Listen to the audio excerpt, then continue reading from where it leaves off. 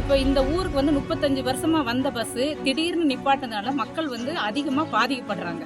அப்போ வராமல் இருக்கும்போது எங்களுக்கு பிரச்சனை இல்லை. ஏன்னா குழந்தைகள்லாம் நாங்கள் வச்சுட்டு இருக்கோம். அந்த 3 கிலோமீட்டர் சிறுத்தை, புலி, யானையெல்லாம் இருக்கு. நேற்றைக்கு கூட யானை வந்து ரோட்டில் நிற்குது. நாங்கள் என்னத்தை வந்து யாரை வந்து ஓடுறது?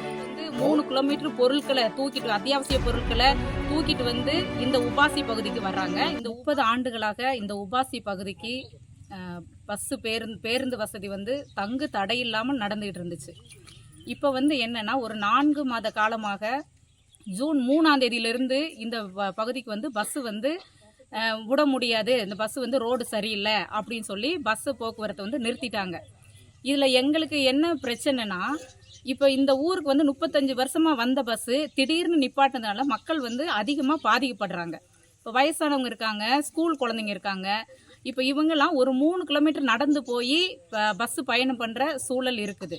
இதே கடந்த டைம் வந்து மேலாளர் வந்து பார்த்துட்டு பஸ் வந்து ஒரு வாரம் நிப்பாட்டினாங்க. நாங்கள் வந்து டேண்டி நிர்வாகமும் உபாசி நிர்வாகமும் சேர்ந்து இந்த பகுதிக்கு வந்து ரோடு சாலை சரியில்லைனாங்க.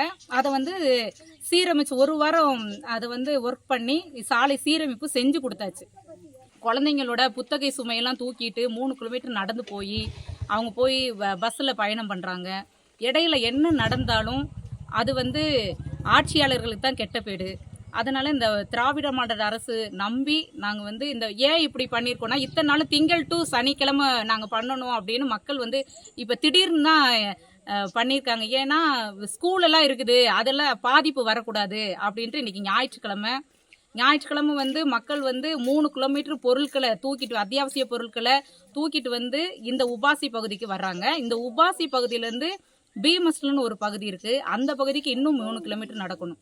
அது வந்து மக்களோட சிரமத்துக்கு உள்ளாகுது. அதனால் நாங்கள் தமிழ்நாடு அரசிட்ட நாங்கள் கேட்டுக்கிறது, எப்பவும் போல் மக்களுக்கான அரசு மக்களுக்கு நல்லது செய்யும் அப்படிங்கிற நம்பிக்கையில் இந்த கோரிக்கை விடுக்கிறோம். நன்றி, வணக்கம். உபாசியிலேருந்து 3 கிலோமீட்டர் மேலே இருக்க பீமஸ்லேருந்து நான் வந்திருக்கேன்.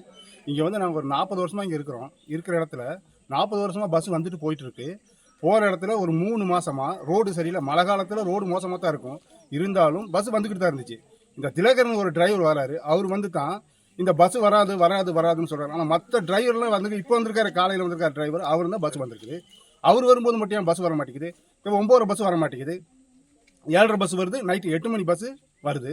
மற்ற இடையில வர பஸ்லாம் வர மாட்டேங்குது. அது ஏன்? அதே ரோட்டில் தான் அந்த பஸ் வருது. அப்போ வராமல் இருக்கும்போது எங்களுக்கு பிரச்சனை இல்லை. ஏன்னா குழந்தைகள்லாம் நாங்கள் வச்சுட்டு இருக்கோம். அந்த 3 கிலோமீட்டர் சிறுத்தை, புலி, யானையெல்லாம் இருக்குது. நேற்றைக்கு கூட யானை வந்து ரோட்டில் நிற்கிது. நாங்கள் என்னத்தை நம்பி யாரை வந்து ஓடுறது? கவர்மெண்ட்டை நம்பி தான் நாங்கள் இருக்கிறோம். அவங்களே வந்து ஊருக்கு பஸ் இல்லைன்னு சொல்லி ஒரு புள்ள பாட்டு பாடின பிள்ளைக்கு பஸ் கொடுத்தாங்க. ஓடுன ரோட்டில் பஸ் ஓட மாட்டேங்குது. பஸ்ஸே இல்லாத இடத்துக்கு அந்த புள்ள பாடின பாட்டை கேட்டு முதல்வருக்கு பஸ்ஸை விட்டாரு. ஏன் முதல்வருக்கு தெரியாதா? முதல்வருக்கு தெரியாமல் இது நடத்திக்கிட்டு இருக்காங்க. கண்டிப்பாக எங்களுக்கு பஸ் வரணும். நாங்கள் பஸ் வரலன்னா பஸ்ஸை விட மாட்டோம். இதே மாதிரி இந்த இடத்துல மறிக்கிறத விட வால்பாறையில் மறிப்போம்.